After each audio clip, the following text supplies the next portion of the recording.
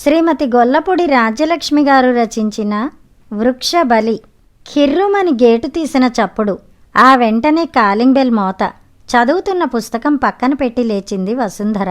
కొడుకు రోజు కాలేజీకి వెళ్తూ, అమ్మా, ఒంటరిగా ఉన్నప్పుడు ఎవరు వచ్చి బెల్ కొట్టినా కిటికీలోంచి చూడకుండా తలుపు తీయకు, గ్రిల్కి తాళం వేసి ఉంచు, జాగ్రత్త, అసలే రోజులు బాలేవు అంటూ చెప్పే మాటలు గుర్తొచ్చి ఒక్క క్షణం ఆగింది. ఎవరు అంది గట్టిగా. నేనండి, చలమయ్యను. చలమయ్యా? ప్రశ్నార్థకంగా అంది. మీ ఇంటి వెనక స్థలం ఓనర్ని, ఓసారి తలుపు తీస్తారా? తలుపు తీసింది వసుంధర. సుమారు 60 ఏళ్ల వయసు, పంచ లాల్చీతో పెద్ద మనిషి తరహాగా ఉన్నాడు. పరికించి చూస్తే ఆయన్ని ఇంతకుముందు ఎప్పుడో చూసినట్లు అనిపించింది వసుంధరకు. మెదడులో ఫ్లాష్లా వెలిగింది. ఈయనే కదూ, ఆ మధ్య ఎప్పుడో మీ ఇంటి స్థలాన్ని వెనక ఉన్న మా స్థలంతో కలిపితే పెద్ద అపార్ట్మెంట్ కాంప్లెక్స్ కట్టొచ్చు. మీ ఇల్లు ఎలాగూ పాతకాలంది అయిపోయింది. అపార్ట్మెంట్స్కి ఇస్తే లేటెస్ట్ మోడల్లో అన్ని ఫెసిలిటీస్తో కట్టించుకోవచ్చు. ఇద్దరం కలిసి డెవలప్మెంట్కి ఇస్తే మీకు లాభం, మాకు లాభం. మీ వాటాగా మీకు 2, 3 అపార్ట్మెంట్స్ కానీ దానికి సమానమైన డబ్బు కానీ తీసుకోవచ్చంటూ తన భర్త రమేష్కి ఆఫర్ చేశాడు. రమేష్ పిల్లలు ఆ ప్రపోజల్ పట్ల కొంచెం ఆసక్తి చూపినా తను మాత్రం తీవ్రంగా ఖండించింది. ఆ తర్వాత మరోసారి చలమయ్య ఈ విషయం ప్రస్తావించిన తామేం మాట్లాడకపోవడంతో ఆ ప్రయత్నం విరమించి తన స్థలంలో మొన్న ఈ మధ్య శంకుస్థాపన చేశాడు. 4 అంతస్తుల బిల్డింగ్ కట్టి ఒక దాంట్లో తనుండి మిగిలినవి అద్దెలకు ఇచ్చుకుంటాడట. ఓ మీరా, చెప్పండి, ఏమిటి విషయం అంది వసుంధర గుమ్మం బయటే నిలబడి. ఏం లేదండి, మా ఇంటి కన్స్ట్రక్షన్ మొదలు పెడుతున్నాం. మీకు చిన్న విషయం చెప్పాలని వచ్చాను. అసలు రమేష్ గారు ఆఫీస్కి వెళ్ళకముందే వద్దామనుకున్నాను, కుదరలేదు అన్నాడు తాను చెప్పబోయే విషయానికి నాందిగా. ఏ విషయం అంది వసుంధర అర్థం కాక. మీ పెరట్లో 2 కొబ్బరి చెట్లు మీ వెనక కాంపౌండ్ వాల్ మీదుగా మా స్థలం మీదకి వంగి ఉన్నాయి. పూర్తిగా దాని ఎండిన మట్టలు, చెత్త చెదారం అన్నీ మా స్థలంలో పడుతున్నాయి. పైగా ఇల్లు కట్టాక జనం వచ్చి చేరాక కొబ్బరికాయలు రాలి ఎవరి నెత్తినైనా పడితే ప్రమాదం. అలాగే మామిడి, జామ ఇంకా మిగతా చెట్ల కొమ్మలన్నీ కూడా మా వైపు వచ్చాయి. వీటి గురించి మీరేదైనా పరిష్కారం ఆలోచిస్తే బాగుంటుందని చెప్పడానికి వచ్చాను అన్నాడు చలమయ్య నిదానంగా. పరిష్కారం అంటే అంది వసుంధర. ఏముంది, మేం ఇల్లు కట్టక ముందే మీరు ఆ చెట్లు కొట్టించేస్తే ఉభయలకు బాగుంటుంది. ఇల్లు కట్టాక వీటిని తీయించడం మీకు కష్టం అవుతుంది. ఇప్పుడైతే వెనక ఖాళీగా ఉంది కాబట్టి తీయించడం ఈజీ. కాసేపు ఏం మాట్లాడాలో అర్థం కాలేదు వసుంధరకి. రమేష్ గారితో కూడా ఆలోచించి నిర్ణయం తీసుకోండి, వస్తాను అంటూ హడావిడిగా వెళ్ళిపోయాడు చలమయ్య. కొట్టించేయాలా? అయినా కొట్టించేయాల్సినంతగా వాళ్ళ స్థలంలోకి అవేం వాలిపోలేదే. కొన్ని కొమ్మలు అటువైపు వెళ్ళాయంతే. పైగా కొబ్బరి మట్టలైతే రోజూ రాలే ఆకుల్లాంటివి కాదు, ఎప్పుడో బాగా ఎండిపోయాక 1 అర రాలి పడతాయి. అసలు అలాంటి పరిస్థితి రాకుండా కాయలు దింపేటప్పుడు ఎండిన మట్టల్ని కొట్టిస్తూనే ఉన్నాం. అనుకోని సమస్య వెతుక్కుంటూ రావడంతో ఏం చేయాలో తోచక సతమతమైపోయింది వసుంధర. పెరట్లోకెళ్ళి చూసింది. విశాలమైన పెరడు పచ్చని చెట్లతో కనువిందు చేస్తూ ఆహ్లాదకరంగా ఉంది. పెరటికి ఓ పక్కన మామిడి, జామ, దానిమ్మ చెట్లు, మరో పక్కన కొబ్బరి చెట్లు, అన్నీ ఏపుగా గుబురుగా ఎదిగి కాయలతో కళకళ్లాడుతున్నాయి. కొబ్బరి చెట్లు బాగా ఎదిగి తల బరువుతో కొంచెం వెనక కాంపౌండ్ వాల్ వైపు వంగి ఉన్నాయి. సాలోచనగా వాటి వైపు చూసింది. ఈ ఇల్లు కట్టిన కొత్తలో నర్సరీకి వెళ్ళి రకరకాల పూల మొక్కలు, పళ్ళ మొక్కలు ఎంతో ఇష్టంగా తెచ్చి తను రమేషు నడుం కట్టి ఏది ఎక్కడ నాటాలో ఆలోచించి తవ్వి వాటిని నాటారు. పెరటిగోడ వెనక్కి 2 మీటర్ల దూరంలో నాటారు. ఎదిగాక వాటి వేర్ల వల్ల గోడ దెబ్బతినకూడదని, పక్క వాళ్ళకి ఇబ్బంది ఉండకూడదని ఆలోచించి అలా చేశారు. అయినా ఈ చెట్లు ఎదిగాక అల్లరి పిల్లల్లా కొంటెగా సరిహద్దు గోడ దాటి కొమ్మల్ని, రెమ్మల్ని బయటికి పంపించాయి. ఇన్నాళ్ళు వెనక వైపు ఖాళీ స్థలం ఉండేది కనుక ఇబ్బంది అనిపించలేదు. తమ పెరటిగోడ సరిహద్దు దాటిన ఏ కొమ్మైనా వేరే వాళ్ళ స్థలాన్ని దురాక్రమణ చేస్తున్నట్లే కదా. ఇప్పుడేం చేయాలి? వసుంధరకు ఒక్కసారిగా నిస్సత్తువ ఆవహించింది. తన చేతులతో నాటిన మొక్కలివి ఇవాళ ఆరోగ్యంగా ఏపుగా ఎదిగి గొడుగులా విస్తరించి తనను చూడగానే పొంగిపోయినట్లు తలలూపుతూ ఉంటాయి. ఏం చేస్తోంది వీటికి? తను కాసిని నీళ్లు పోస్తోంది అంతే. ఆ మాత్రానికే ఇవి విరగబూసి కాయల్ని మోసి తన చేతుల్లో పెడుతున్నాయి. ఇవాళ ఎవరికో అడ్డం వస్తున్నాయని వీటిని అటూ ఇటూ వాలకుండా నిలవరించడం సాధ్యమా?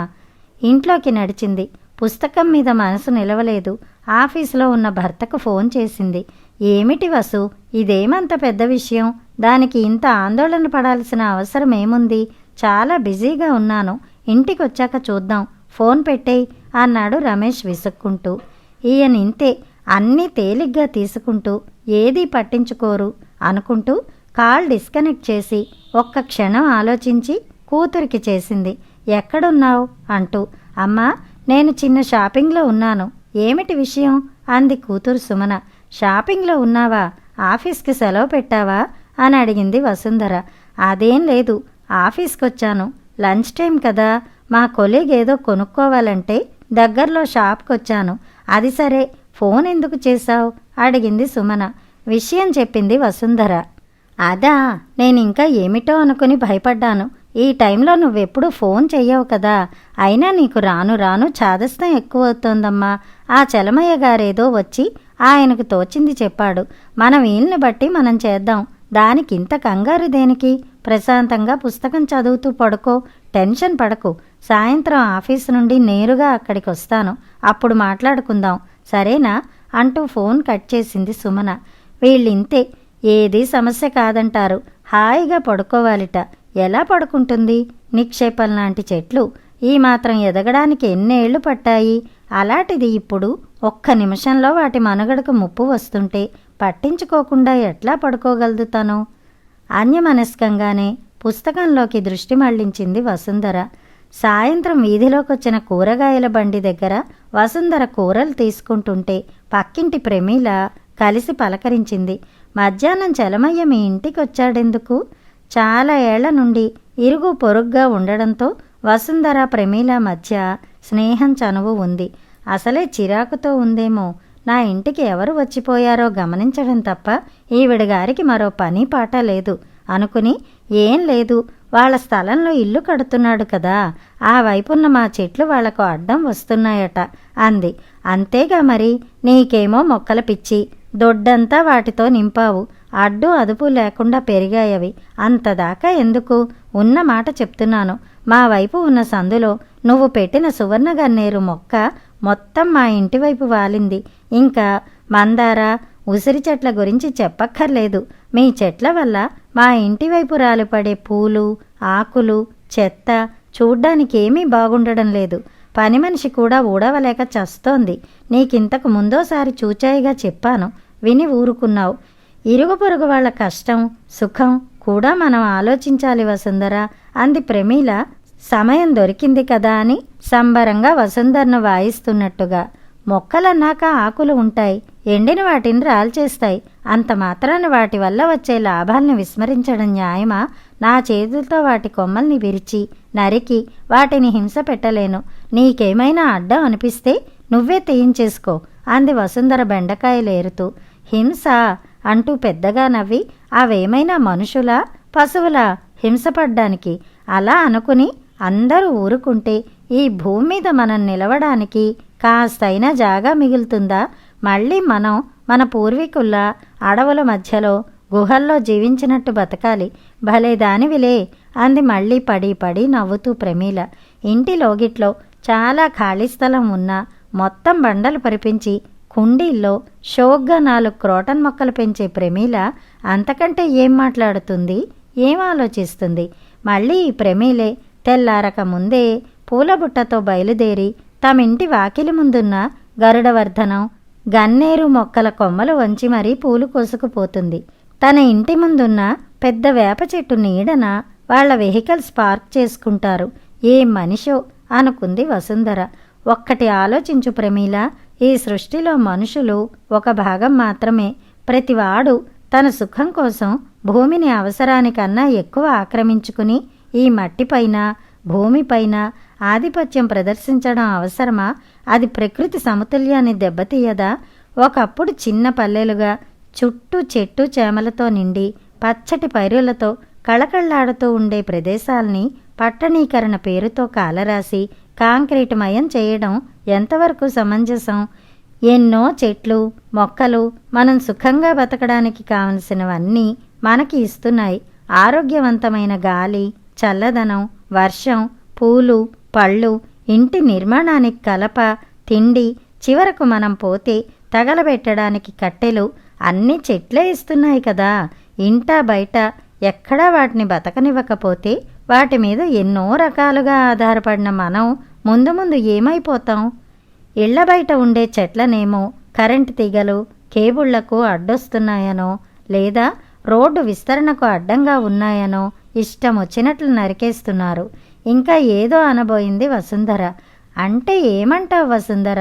మనిషి పురోభివృద్ధి సాధించడం తప్ప ఎప్పుడూ గుడిసెల్లోనో పెంకుటిళ్లలోనో ఉంటూ గతుకుల రోడ్ల మీద గల్లం తవ్వుతూ కిరోసిన్ బుడ్డి దీపాల్లో బిక్కు బిక్కుమంటూ బతకాల? ఇంటి చుట్టూ చెట్టు చేమ పెంచితే ఎంత చాకిరీ చేయాల్సి ఉంటుంది? అంత ఓపిక మనకెక్కడుంది? పూర్వం వాళ్ల ఓపిక మనకున్నాయా? మనకున్న ఈ కొద్దిపాటి ఓపిక ఇప్పటి పిల్లలకుంటోందా? అంది ప్రమీల పుల్లవిరుపుగా. అవునులే, అందుకే ఇప్పుడు చాలామంది పిల్లలు ఏ మొక్కను చెట్టును ఫలానాది అని గుర్తించలేకపోతున్నారు, వాటి పేర్లు చెప్పలేకపోతున్నారు. ఇంట్లో కొన్నైనా మొక్కలు పెంచి తల్లిదండ్రులు వాటిని పిల్లలకు పరిచయం చేస్తే కదా అనుకుంది వసుంధర. ప్రమీలతో అంది, మనిషి అభివృద్ధి చెందడం తప్పు అని నేనెందుకంటాను? కానీ ఆ పేరుతో ప్రకృతిని, ఈ భూమిపై మనతో పాటు సమాన హక్కు కలిగి ఉన్న చెట్లను నాశనం చెయ్యొద్దంటాను. మరో ప్రత్యామ్నాయం ఆలోచించాలంటాను. అమ్మా, ముందు నా సంగతి చూడండి తల్లి, నేను మరో 4 వీధులు తిరగాలి అన్నాడు కూరగాయల బండివాడు దీనంగా. అతని వైపు సాలోచనగా చూసి, మన కడుపు నింపే ఈ ఆకుకూరలు కాయగూరలు పండించుకోవాలన్నా జానెడు ఖాళీ జాగా ఉండాలిగా ప్రమీల. ఇలా ఖాళీ అన్నదే లేకుండా భూమిని కాంక్రీట్మయం చేస్తూ జనావాసాలు నిర్మించుకుంటూ పోతే ఎక్కడ తేలుతామో అర్థం కావట్లేదు అంది వసుంధర ఆవేదనగా. సర్లే, దీని గురించి నేను ఎంతైనా వాదించగలను గాని పాపం ఇతను తొందరపడుతున్నాడు, ముందు అతని సంగతి చూద్దాం అంది ప్రమీల వసుంధర మాటలు అంగీకరించనట్టుగా. నిట్టూర్చింది వసుంధర. రాత్రి అందరూ ఇంటికొచ్చాక మీటింగ్ మొదలైంది. ఇంతకీ ఏమంటాడాయన అడిగాడు రమేష్. అనడానికేముంది, చుట్టూ చెట్లతో బొమ్మరిల్లులా ఉన్న మన ఇల్లు చూసి అతగాడికి కన్ను కుట్టింది. మన ఇంటి స్థలం కూడా కలుపుకుని పెద్ద అపార్ట్మెంట్ కాంప్లెక్స్ కట్టిద్దామనుకున్నాడు. మనం సహకరించలేదు. ఆ కక్షతో ఇప్పుడు ఆయన వాటిని నరికి పోగులు పెట్టమని చెప్పి వెళ్ళాడు అంది కసిగా వసుంధర. ఈ మొక్కల పిచ్చిలో పడి వాటి సేవలో నడుం విరగ్గొట్టుకుంటూ ఎందుకు ప్రయాసపడతావు? నేనప్పుడే చెప్పాను, నువ్వు విన్నావా? కుండీల్లో ఏవో 4 పూల మొక్కలు అందంగా పెంచుకుంటే సరిపోయేది. ఇప్పుడు చూడు, అంత కష్టపడి పెంచిన ఆ చెట్లు నిండుగా కాయలు కాసే సమయానికి కాపాడుకోవడం తలనొప్పిగా మారిపోతోంది. వెనక స్థలం ఖాళీగా ఉండడంతో మామిడికాయలు జామకాయలు మనం లోపలున్నప్పుడు ఎవరో గోడ ఎక్కి కోసుకుపోతున్నారు. వాకిలి ముందు చెట్లకు పూస్తున్న పూలను వాకింగ్ పేరుతో కవర్లు పట్టుకొని వచ్చి మనం నిద్ర లేవకముందే ప్రతి వాళ్ళు తెంపుకుపోతున్నారు. ఏమిటి చెట్ల వల్ల సుఖం? అంతేనా? ఆ కొబ్బరి చెట్లు చూడబోతే అంటూ ఇంకా ఏదో అనబోతున్న రమేష్ని ఆపింది వసుంధర. గెలలు వేసి చెట్ల నిండా కాయలున్నా వాటిని కోయించడం ఒక సమస్య, వాటి తోలు పీచు తీయించడం మరో సమస్య. పైగా పెరట్లోకి వెళ్తే అవి ముదిరాక రాలి నెత్తిమీద పడతాయేమోనని భయం. ఇదేగా మీరు చెప్పబోయేది? చూడండి, మనం చెట్లు నాటి పెంచాం, పూలు కాయలు కాసి వాటి ధర్మం అవి పాటిస్తున్నాయి. వాటిని అనుభవించడం కూడా మనకు సమస్యనా? అసలు సమస్య అది కాదు, మన ఆలోచన విధానమే ఒక సమస్య. కొబ్బరికాయలు దించడానికి మనుషులున్నారు, పీచు తీయడానికి పరికరాలున్నాయి. ఆ కష్టం కూడా వద్దనుకుంటే చెట్లకే వదిలేద్దాం. వాటిని దింపించడానికయ్యే ఖర్చు పెడితే బజార్లో బోలెడు కాయలు దొరుకుతాయని తెగ గొణుగుతూ ఉంటారుగా, అలాగే కొనుక్కుందాం. కానీ చెట్లను మాత్రం వాటి మానాన వాటిని వదిలేద్దాం అంది ఆవేశంగా. అమ్మా, నీలా అందరూ ఆలోచిస్తే బాగానే ఉంటుంది, కానీ అలా ఆలోచించరు కదా. ఎదుటి వాళ్ళ ఆలోచన విధానం మార్చుకోమని చెప్పగలం గాని మారి తీరాలని నిర్బంధించలేం కదా. ప్రస్తుతం ప్రపంచం డబ్బు చుట్టూ తిరుగుతోంది. కాస్త కూడా ఖాళీ స్థలం వదలకుండా ఇళ్ళు కట్టేసి వాటాలు చేసేసి అద్దెలకిచ్చేస్తున్నారు. ఎన్ని వాటాలుంటే అంత ఎక్కువ అద్దెలు వస్తాయి. ఖాళీ స్థలం వదిలేస్తే వాళ్ళకేంటి లాభం? ప్రతిదీ లాభాపేక్ష దృష్టితో చూడడం కనిపిస్తోంది.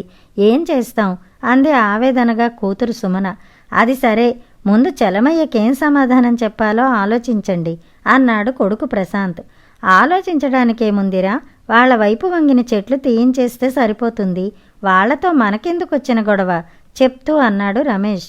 అంటే వాటిని చంపేస్తారా అంది ఆందోళనగా వసుంధర.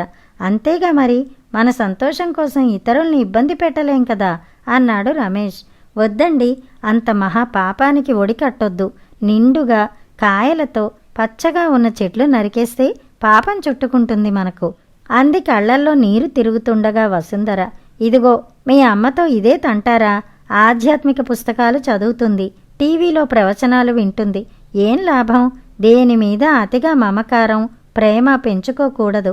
అశాశ్వతమైన ఈ జీవితానికి బంధాలు అనర్థాలు అనే చిన్న సత్యం తెలుసుకోలేకపోతోంది అన్నాడు రమేష్ నవ్వుతూ ప్రశాంత్తో.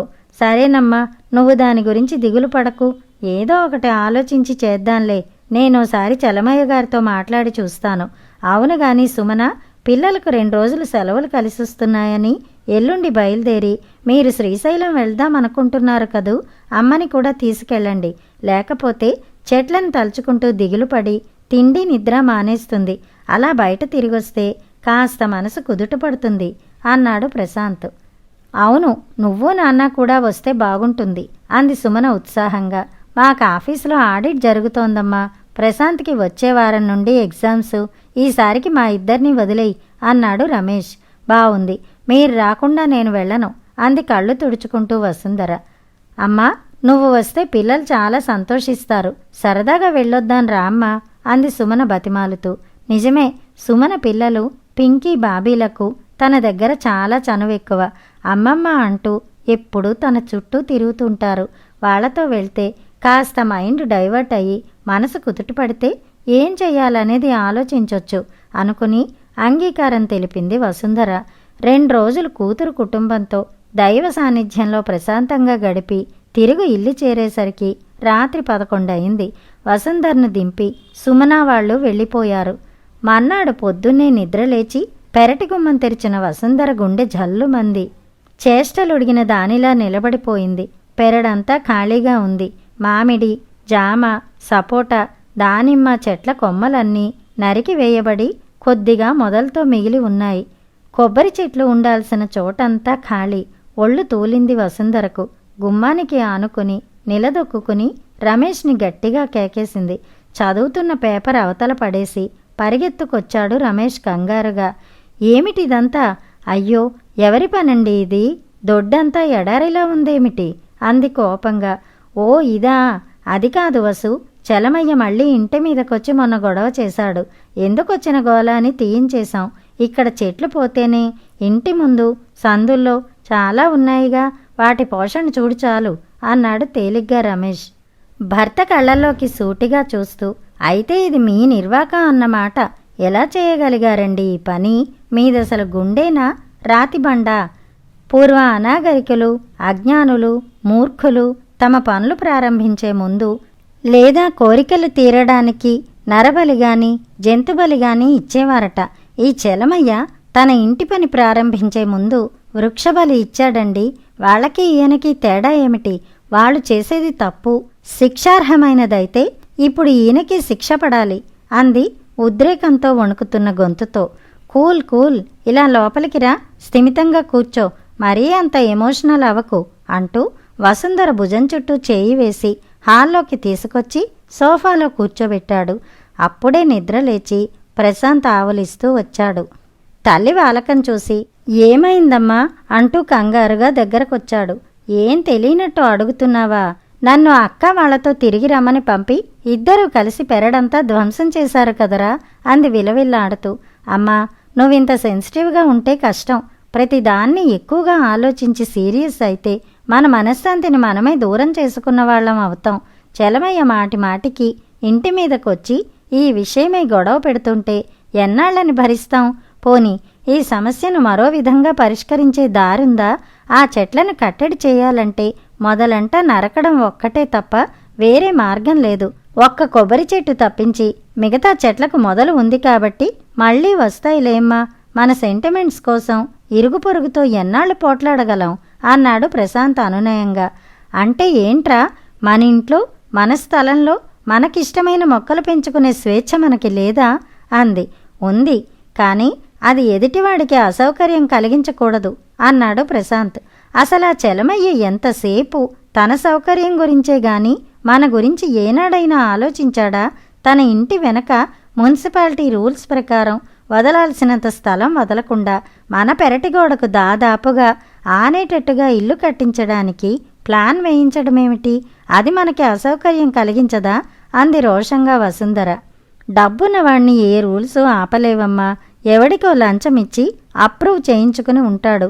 ఆ తర్వాత అక్రమ కట్టడాల్ని సక్రమం చేసుకోవడానికి ప్రభుత్వం అవకాశం ఇచ్చినప్పుడు దాన్ని రెగ్యులరైజ్ చేయించుకుంటాడు అన్నాడు రమేష్. ఏమిటో నాకసలేం అర్థం కావట్లేదు.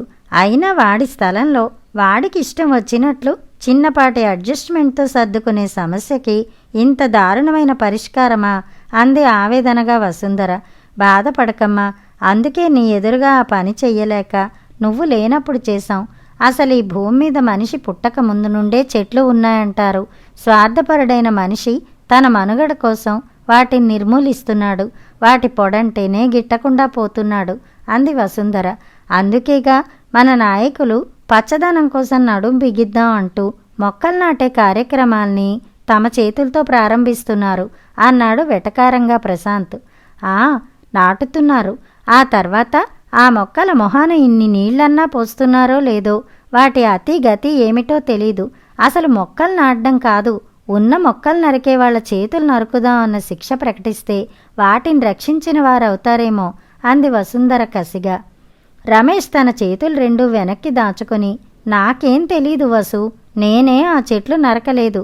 ఆ నరసింహుల్ని పిలిపించి ప్రశాంతే అతనితో ఆ పని చేయించాడు అన్నాడు భయం నటిస్తూ. ప్రశాంత్ నవ్వుతూ చూశాడు. చాలండి, ఈ వేషాలకేం తక్కువ లేదు. నేనింత బాధపడుతూ ఉంటే మీకు నవ్వులాటగా ఉంది అంటూ ఏదో అనబోయింది. అమ్మా, జరిగిందేదో జరిగిపోయింది. చలమయ్యతో గొడవ వదిలిందని సంతోషిద్దాం. మిగిలిన మొక్కల్ని జాగ్రత్తగా చూసుకుందాం, సరేనా? ఇదిగో ఆ పక్క సందులో కరివేపాకు చెట్టు ఎంత ఎదిగిందో చూడు. సువర్ణగన్నేరు చెట్టు నిండా ఎన్ని గుత్తులో. నిజంగా బంగారు నేల. దాని పక్కన పారిజాతం, తెల్లవారే సలికర్ల పగడాలు ముత్యాలు కలబోసినట్లు చెట్లు కింద ఒత్తుగా రాలిన పూలకు ఎంత పరిమళమో. ఆ పక్కన నూరువరహాల చెట్టు అంటున్న ప్రశాంత్ని ఆపింది వసుంధర. చాలు, నా మొక్కల గురించి నాకు చెప్తున్నావా? నీ తాపత్రయం దేనికో నాకు అర్థమైందిలే అంది. కదా, మరి నీకర్థమయ్యేలా చేసినందుకు నాకు కాస్త మంచి కాఫీ ఇస్తే అన్నాడు నవ్వుతూ ప్రశాంత్. నిట్టూరుస్తూ స్టవ్ దగ్గరికి కదిలింది వసుంధర. మనసుకు పరిపరి విధాల నచ్చ చెప్పుకుని తనకు తాను సముదాయించుకుంది. ఆ సాయంత్రం ప్రమీల వచ్చి పెరడంతా తిరిగి చూసి, అబ్బా, ఎంత మంచి పని చేశారు. హాయిగా విశాలంగా శుభ్రంగా ఉందిప్పుడు. ఇదే ఊపులో మా గురించి కూడా కాస్త ఆలోచించకూడదు? ఆ సందులో చెట్లు కూడా కొట్టిస్తే బాగుంటుంది అంటూ వసుంధర మాన్పుకోవడానికి ప్రయత్నిస్తున్న గాయంపై కారం చల్లి వెళ్ళింది. ఆ రోజు నుండి నవ్వడం మర్చిపోయింది వసుంధర. 10 రోజుల తర్వాత ప్రమీల వాళ్ళింటివైపు సందులో మొక్కల మొదళ్లలో ఉన్న ఎండిన ఆకుల్ని లాగి పోగు చేయసాగింది వసుంధర. పక్కింట్లోంచి ప్రమీల ఎవరితోనో గట్టిగా మాట్లాడుతోంది. అవునండి, ఏమిటో అప్పట్లో ఇల్లు కట్టించేటప్పుడు వాస్తు సరిగా చూపించలేదు. ఈ మధ్య మా వారికి అస్సలు ఒంట్లో బాగుండడం లేదు. ఉబ్బసం వ్యాధి బాగా ముదిరింది. నానా అవస్థ పడుతున్నారు. ఇంటి వాస్తు చూపించమని ఎవరో చెప్తే చూపించాం. ముందరున్న ఈ మెట్లు వీధివైపు ఉండకూడదట. అదుగో అటు ఆ సందులో ఉండాలిట.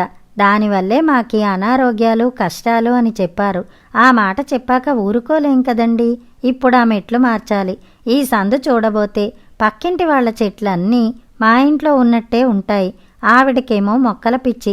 ఇంతింత వృక్షాలు ఇంట్లో పెంచుతారా ఎవరైనా? రోజూ ఆ చెట్ల తాలూకు చెత్త ఊడవలేక మా పని మనిషి విసుక్కుంటోంది అని. అది రాని రోజు ఊడవలేక నా నడుం పడిపోతోంది వెధవగోల అంటోంది ప్రమీల. వసుంధర నిర్లిప్తంగా వింటూ ఉండిపోయింది. వారం రోజుల తర్వాత వసుంధర వాళ్ళింటికి వచ్చింది ప్రమీల. వసుంధర, ఇవిగో మా ఇంటి తాళాలు. మేం సాయంత్రం ఊరికి వెళ్తున్నాం. తిరిగి రావడానికి 15 రోజులు పడుతుంది. కాస్త ఇల్లు కనిపెడుతూ ఉండండి అంది. ఏమిటింత సడన్గా అంది వసుంధర. మా వారికి ఈ మధ్య ఆయాసం మరీ ఎక్కువైంది. 4 రోజుల క్రితం స్పెషలిస్ట్కి చూపిస్తే ఆయనకు డస్ట్ ఎలర్జీ బాగా ఉందని, ఈ పొల్యూషన్కి దూరంగా స్వచ్ఛమైన వాతావరణం, గాలి ఉండే ప్రదేశంలో పచ్చని చెట్ల నడుమ కొన్నాళ్లు గడిపితే సమస్య తగ్గుముఖం పడుతుందన్నారు. మన నీటిలో గాని చుట్టుపక్కల గాని అలాంటి ప్రదేశాలు కాగడా వేసి వెతికినా కనిపించవుగా. అందుకే కేరళ వెళ్ళి మా మరిదిగారింట్లో కొన్నాళ్లు గడిపి వద్దామని వెళ్తున్నాం. అక్కడైతే పచ్చదనం ఎక్కువ కదా. ఏం చేస్తాం, చాలా దూరమైన ఆరోగ్యం కోసం వెళ్ళక తప్పడం లేదు అంది దిగులుగా ప్రమీల. చాలా రోజుల తర్వాత వసుంధర పెదిమలపై నవ్వు విరిసింది. అసందర్భమైన కథ సమాప్తం.